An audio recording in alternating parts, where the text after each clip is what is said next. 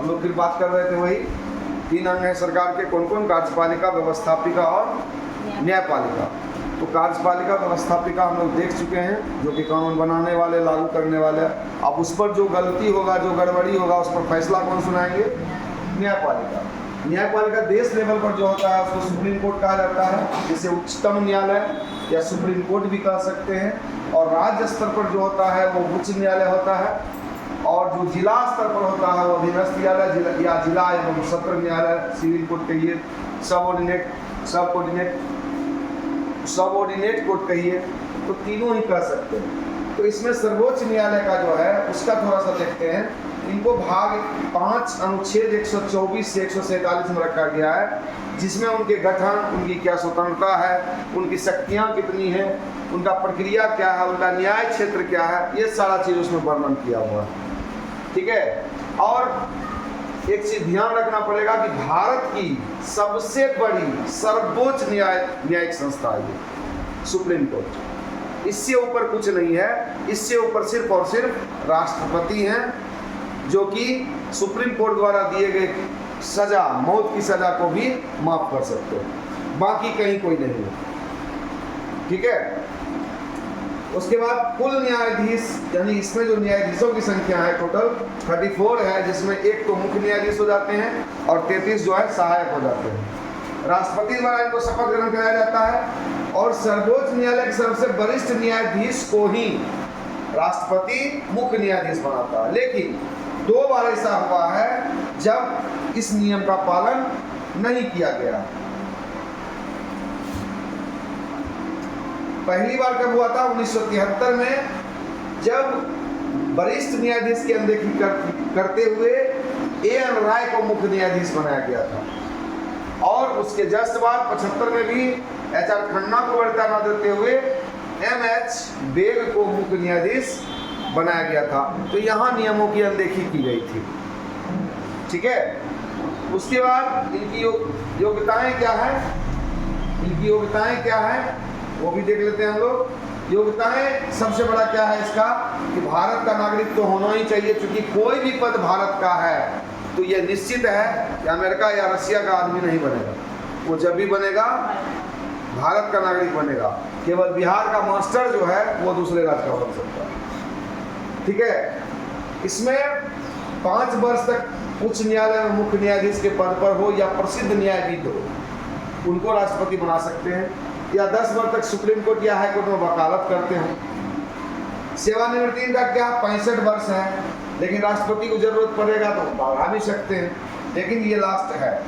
वेतन 2,80,000 अभी 2021 के अनुसार, और जो मुख्य न्यायाधीश है उनको 2,80,000 है, लेकिन अन्य न्यायाधीश को 2.5 लाख है।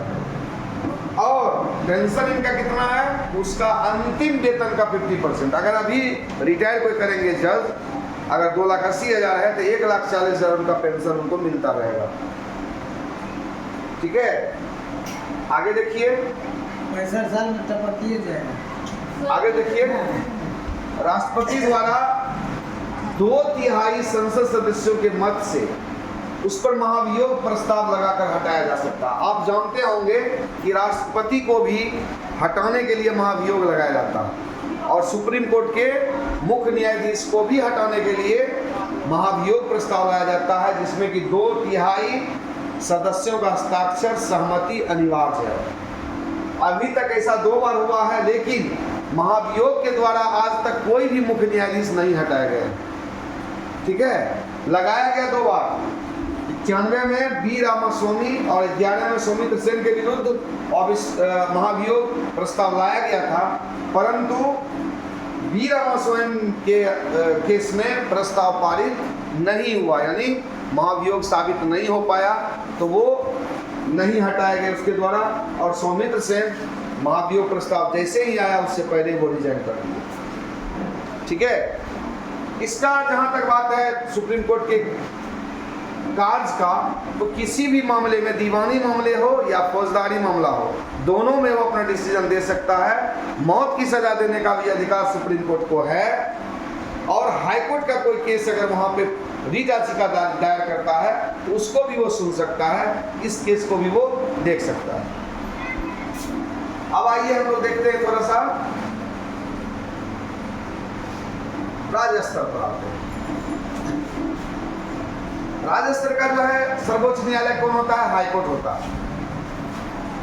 राज्य स्तर का सर्वोच्च न्यायालय कौन होता है? हाई कोर्ट होता है, जिसको उच्च न्यायालय भी कहते हैं, लेकिन राज्य का वो सर्वोच्च न्यायालय है। ठीक है, इसका भाग 6 में इसका अनुच्छेद 214 से 231 में वर्णन है। उसमें भी न्याय क्षेत्र क्या, प्रक्रिया क्या होगी, उसका गठन कैसे होगा, शक्तियां उसकी क्या है, ये सब का वर्णन रहता है।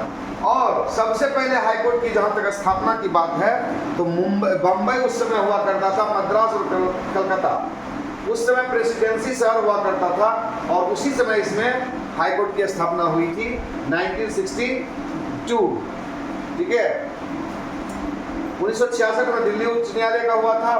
भारत में 25 उच्च न्यायालय है, ये भी पता होना चाहिए आपको, जिसमें कि असम, नागालैंड, मिजोरम और अरुणाचल प्रदेश मिलाकर के सिर्फ एक है, गुवाहाटी। ठीक है, हालांकि पटना उच्च न्यायालय का स्थापना आपको 1916 में हो चुका, बहुत पहले। ठीक है ना, इसमें न्यायाधीशों की संख्या अभी वर्तमान समय में 8 है, लेकिन समय समय पर इसमें बदलाव होता रहता है। ठीक है, अब थोड़ा सा देखते हैं हम लोग जिला एवं सत्र न्यायाधीश में, जो कि जिला स्तर का एकमात्र न्यायालय है और सर्वोच्च न्यायालय है जिला स्तर का। इसको भाग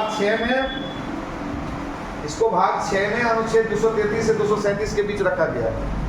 ठीक है, और इसमें भी वही सब मामला रहेगा। दीवानी मामले का जब केस जब चलता है तब जिला न्यायालय कहलाता है वो। ठीक है, लेकिन जब फौजदारी चलता है तो सत्र न्यायालय कहलाता है। अब फौजदारी क्या होता है? Murder case, half murder case, मारपीट, दंगा फसाद, ये।